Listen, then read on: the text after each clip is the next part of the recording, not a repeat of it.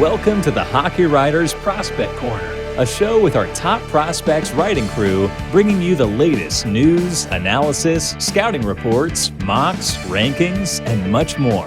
From the World Juniors to the NHL Draft floor, from the farm to the NHL, our team covers everything that happens in the world of prospects. So sit back, grab a notebook, and get ready for Prospect Corner. Hello, everybody, and welcome into another episode of Prospect Corner here at the Hockey Writers. I'm your host, Matthew Zator, and as always, joined in by prospect experts here at the Hockey Writers, Peter Baracchini and Dayton Reimer. I didn't call you Damon this time. Dayton. That's appreciated. Thank you. Dayton, how's it going? That's pretty good. Yeah. It's June's wrapping up, which is always nice. And I get to basically do draft stuff every day. So living the dream, right? Yes. Yeah, the draft is we're a week and a half away now. So it's lots of final preparations going on for everyone, the teams to us here that are covering the draft. So Peter, how's it going? Yeah, it's getting down to the wire right now. This is basically the moment where, this is what we've been prepping for all year with the profiles, features, everything like that. It's all this hard work is paying off in a big way for us. And yeah, just really excited for next week to roll around very quickly. Yeah, well, I say it's Friday, it'll be a week away.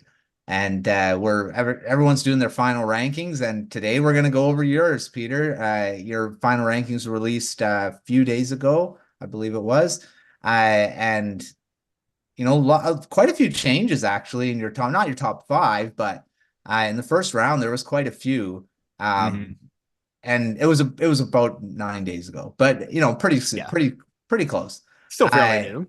Yeah, so it's lots of great. Lots of little changes, maybe a few big risers, fallers. We'll talk about those. So Peter, go through your top five for us. And I don't know how much changes, but let's go through them.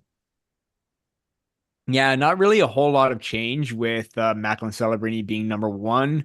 And Ivan Demidov is 2, Sam Dickinson 3, Caden Lindstrom 4. That's still the same 1, 2, 3, 4 from my March rankings, but Artem Lashunov has entered the top 5 as well in terms of being in my top 5. And the stretch that he had down the season is a big reason why for that. I still have my doubts and reservations, but he did show that, the big body, mobility, the offensive awareness, he's definitely worth being a top 5 pick. Mm-hmm. Well, Berkeley Canton fell out of that 5 spot, and Levshunov took it. So now you've got 2 defensemen in your top 5, and further down we'll talk a few about that. But Dayton, anything? Are you against Levshunov being in the top 5? I know you're probably okay with the top 4. Yeah, no, I think Levshunov is for me locked for a top 5 spot, and so I was rather surprised when you had left him out before. Everyone else, yeah, I think pretty standard, pretty typical, and pretty good picks. Yeah. We'll see how it all plays out when draft day happens, if that is the top 5. We've talked about a few different interesting things that could happen, and we'll talk more about that later on too.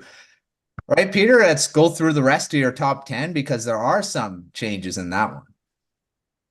Yeah, at 6, and this should go well for a lot of the Montreal Canadian fans out there. TJ Ginla from the Kelowna Rockets is number 6. 7 is Zeev Boyum from the University of Denver. His play during the NCAA playoffs and the Frozen Four was just absolutely tremendous. So, I mean, he may have dropped, but maybe one spot, as I did have him.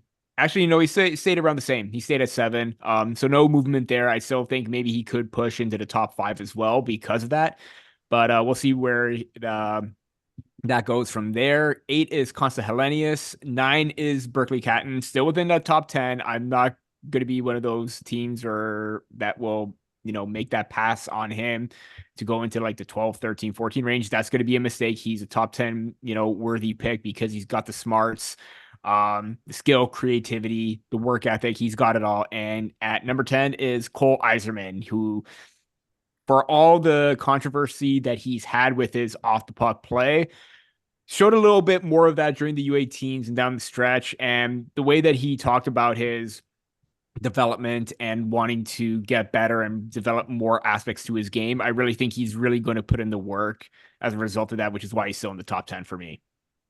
He stayed where he was from your last rankings, both still staying at 10. Ginla being there, coming up from, he was 13th on your last one, going up to 6, almost into the top 5. So that is right around where Montreal is picking. There's been talk about him potentially going there. So yeah, and Saleyev dropping out of that top 10, which is interesting, but or not, yeah, dropping out because he was 6 on your last one, going down to 18.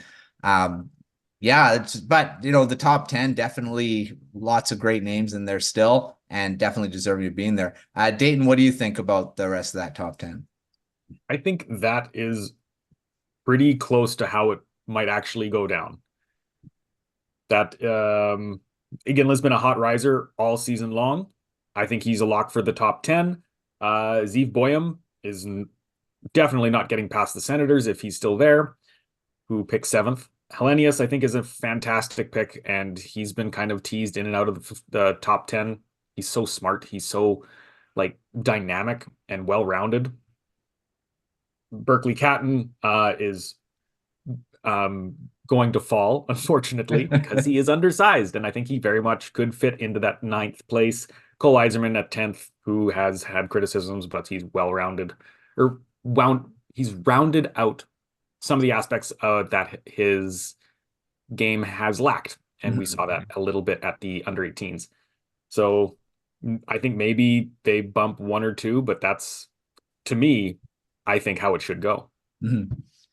Yeah, well, we'll see what that top 10 actually falls down to being. And there's a lot of guys, like you say, there's so many surprises that could happen on draft day, where we've seen guys like Tyler Boucher jump into there and just messes everything up. You got Barrett Hayton back in, I believe it's the Quinn Hughes draft, or one of those ones where, Kotkaniemi was drafted way early, and that messed up a lot of things in the top 10. So that could happen again, and then all of our rankings go out the window then. So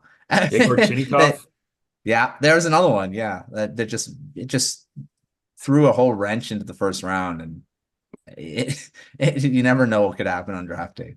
Not to take it on too much of a detour here, but I remember watching the Sportsnet feed, and everyone was mystified at who this guy was, and all of a sudden he's a first-round pick, and they had nothing to say about him. He's Russian. Yeah, I just laughed the whole time because they're this, you can't be this unprepared, right? Yeah. And also he was an overager at that time too, so it's very rare to see overagers go into that first round. And I think Tanner Pearson was probably the one previously to do that before. Yeah. I can't remember if there's anyone else, but he's the first one to come to mind as a result of that. Yeah. I know Brett Leeson was threatened to be a first-round pick, but he slipped into the second. Yeah. He didn't make her. I remember that draft day here, and we had to write up the live profile, and then luckily we had a draft profile done. Andrew had one written about him, so that was great. We actually had hockey writers are more prepared than Sportsnet. Yes. Everyone was going for that one, that's for sure. Haven't had one since then. One of those massive ones. We've had guys jump into the first round that weren't anticipated, but nothing that crazy.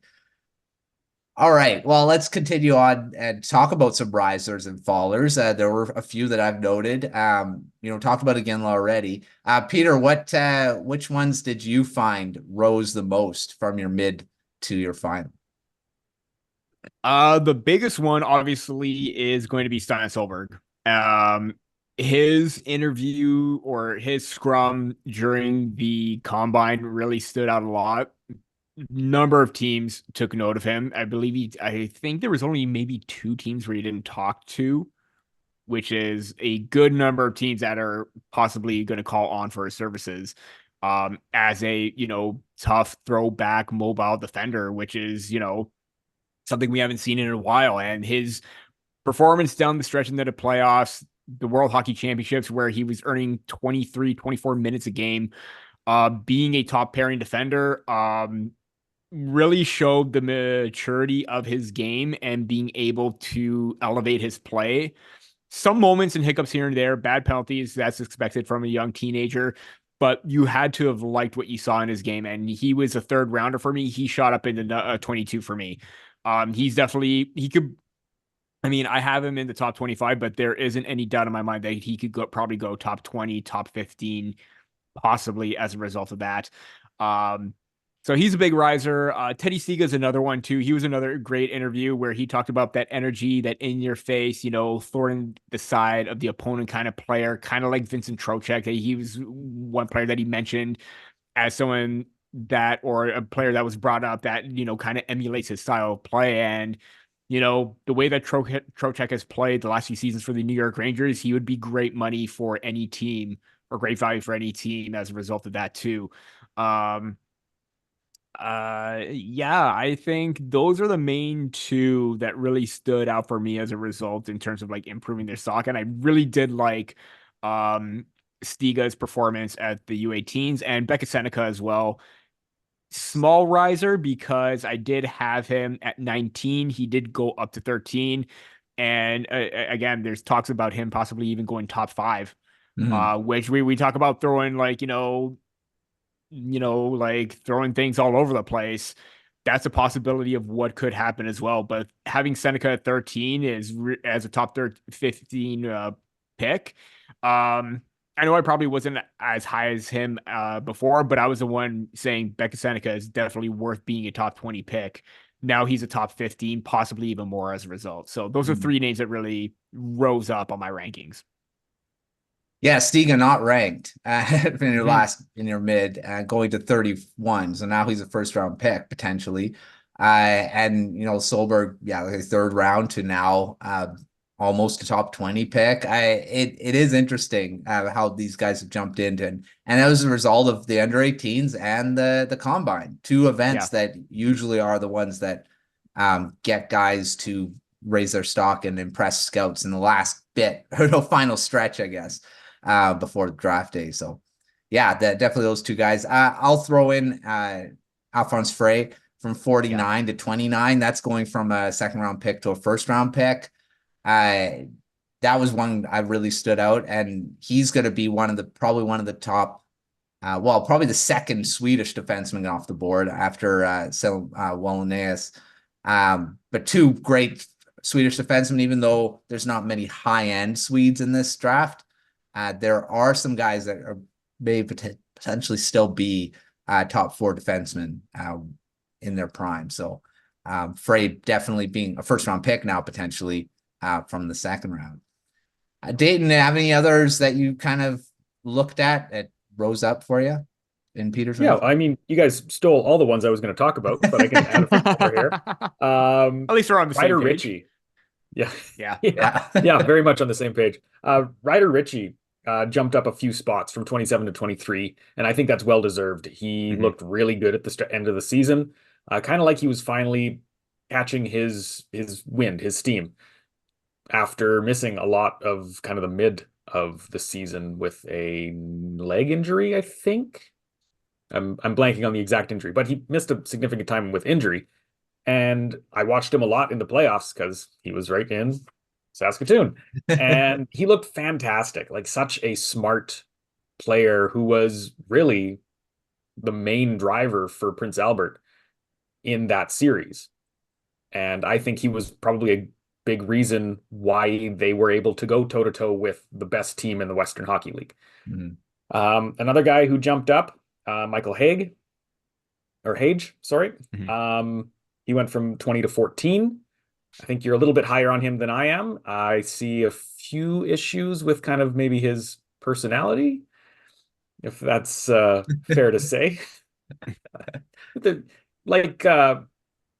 had a similar issue than like Trevor Connolly did at the under 18s, where he got kicked out of the game in the last few seconds because he just was like, nah, I'm done with this. And he punched a guy.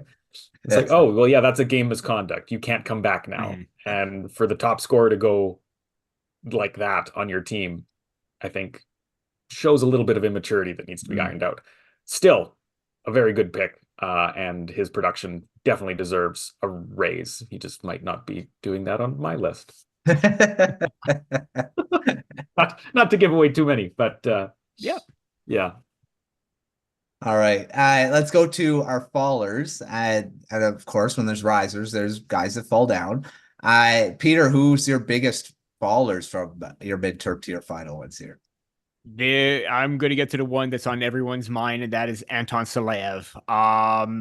Mainly because of the fact that, yes, he's big, he's mobile, he's got that Zdeno Chara-like not personality, but skill set to his game.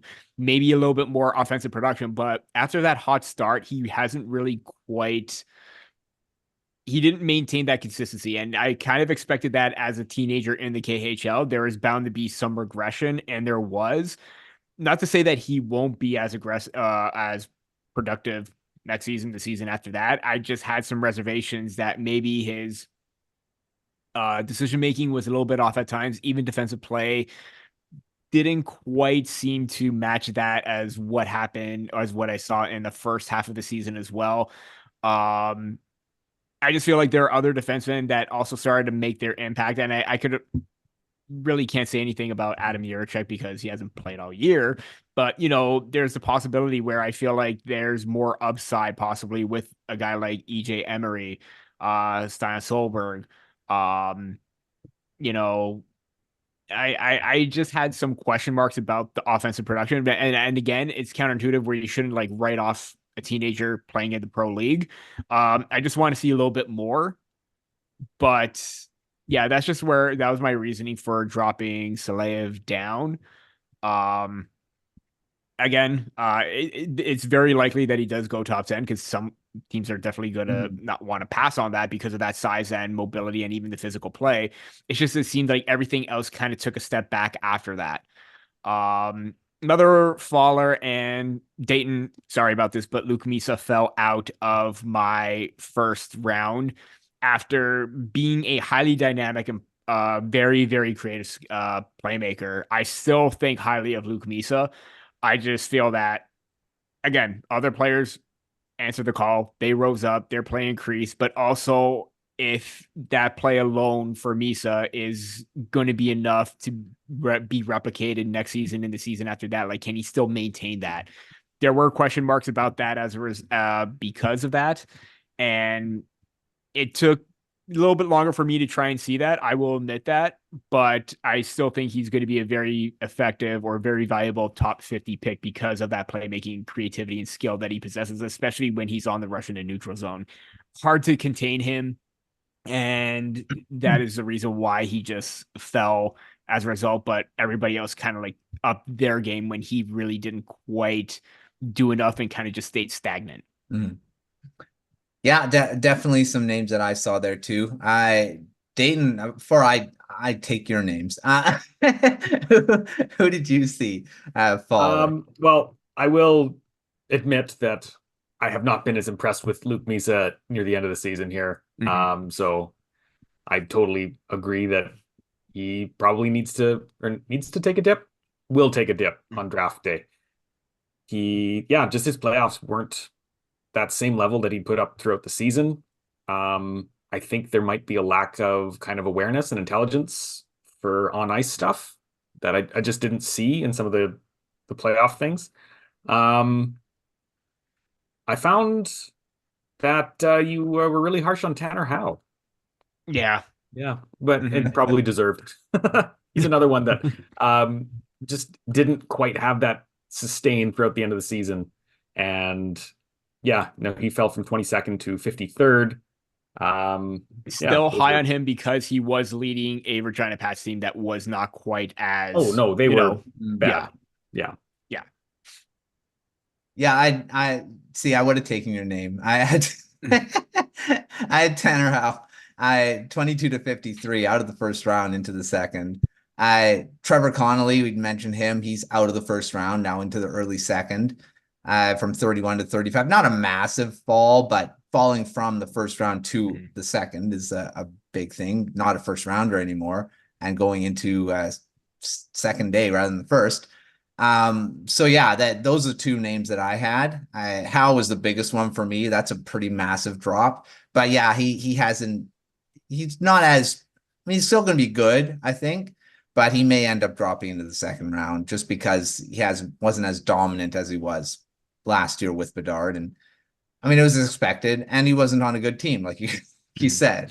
And that's hard for a guy that now has to carry the offense when he wasn't the guy that did it before. And we'll see if that's something that'll continue. But yeah, there you go.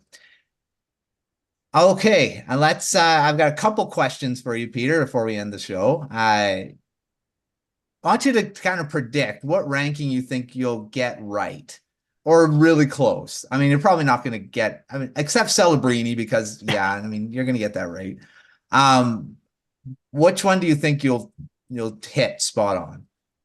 Man, I can't take Celebrini. That's tough. I do think TJ Ginla, I think if he's available when the Montreal Canadiens pick, I think that's a slam dunk. And also, I think it depends on what happens with Caden Lindstrom, because I know that they would probably like to have either the size and power forward game of Lindstrom, but the tenacity and, dog-like mentality that Iginla possesses, as we saw during the U18s, because he just elevated it after the playoffs up to that point. I do think that's why I had him at 6, because of the fact that there's a possibility that there is a team that ain't going to let him fall to the Calgary Flames, unfortunately, as much as we would like to see that. But I think depending on what happens with the Columbus Blue Jackets and Caden Lindstrom, if he's gone, then Montreal is definitely going to take TJ Ginla. Again, 6 for Iginla, 1 spot up. I do think that it's going to come down to Levshunov and Demidov for the Chicago Blackhawks. One of those two are getting picked. Then everything else could fall after that. I will also say I have Andrew Basha in the late portions of the first round. I do think that there is going to be a team that'll take him in that 23 to 28 range, just based on, the work ethic that he possesses, that the combination of the shot, the ability to get to the middle of the ice. There are teams that are going to like that energy that he has. And with the again, someone like he did mention that he met with the Toronto Maple Leafs. He's definitely a name that could probably pique their interest, because they do need players more like him in the system. Yeah, I think you're probably right. That's probably what's going to happen.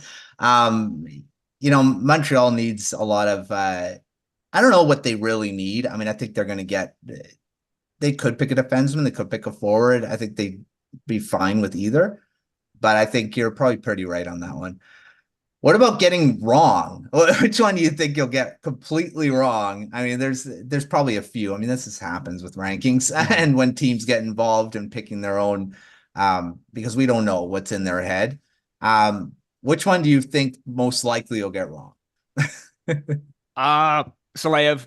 I'm already not necessarily regretting that, because this is my personal rankings of just what I saw. There were even some comments about like, oh, Saleyev outside the top 10. What is this kind of thing? And again, I have my reasoning for it. I'm pretty sure there are some people out there that do have their reasoning as well for maybe not keeping him in the top 10. Totally fine. I think I'll be wrong on that. And even Zane Parekh outside the top 10. Again, you can't deny the offense that Parekh brings. The guy is an absolute force on the back end. When he gets to the middle of the ice and when he has that open lane, he's going to shoot. He's going to do something that'll get you out of your seat and be like, wow, what did I just witness kind of thing. Mm-hmm. But again, the defensive game, the awareness really didn't quite sit well with me, especially during the playoffs and even at times during the Memorial Cup as well. The flaws showed that he still needs to grow, that maybe the offense isn't always going to be everything. There's going to be a team in the top 10 that's going to select him. Number one, right shot, and you're not going to get that kind of offensive firepower from the back end from basically anybody else, because he is the best dynamic offensive defenseman in this draft. So those are the two that I definitely will get wrong. Dayton, what about you? What do you think about Peter's rankings here of getting right and wrong most likely? Well, I think you're probably going to get Catton right. And it breaks my heart to say that, because I think Mine too. Yeah. I think he's definitely worth a top 5 pick. He has shown that he is one of the most dynamic players available. And people are going to look at his size and be concerned about that. And that's how it goes every single year. Who I think you're going to get wrong? I think you're going to get Fry wrong. I think you're too low on him. His performance at the under 18s, I think, made him look better than Solon Wallenius. Yeah. He looked dominant whenever they were paired together, and he was More all over the confident too, I ice. think. He was so smooth. Mhm. And Solon Wallenius was, fine. He looked okay, but Fry looked incredible. Yeah. And so I think someone's going to grab him probably in the top 20. Those are my two picks. Yeah, Frey, I mean, Peter, you made him a first round pick now. So, I mean, that's a big thing. But yeah, I think he may end up being in the mid part of the first round, just because just once all the main defensemen are gone, I think those guys are going to be the next up. And for teams that don't get those defense, and I think Frey is definitely going to be a top 4 in the NHL.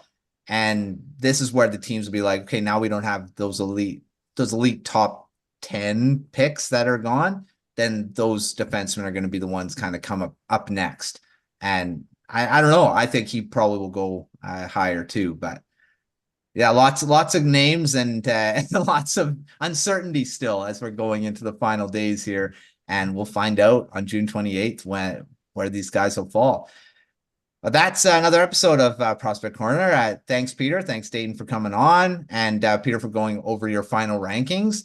And until next year, when you have your first ones, which is coming up quick, actually, the 2025 pre-rankings. I know those won't be down the pike pretty soon.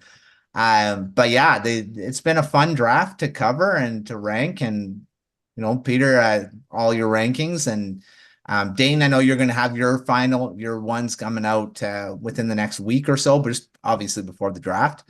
And maybe we'll touch on that next episode.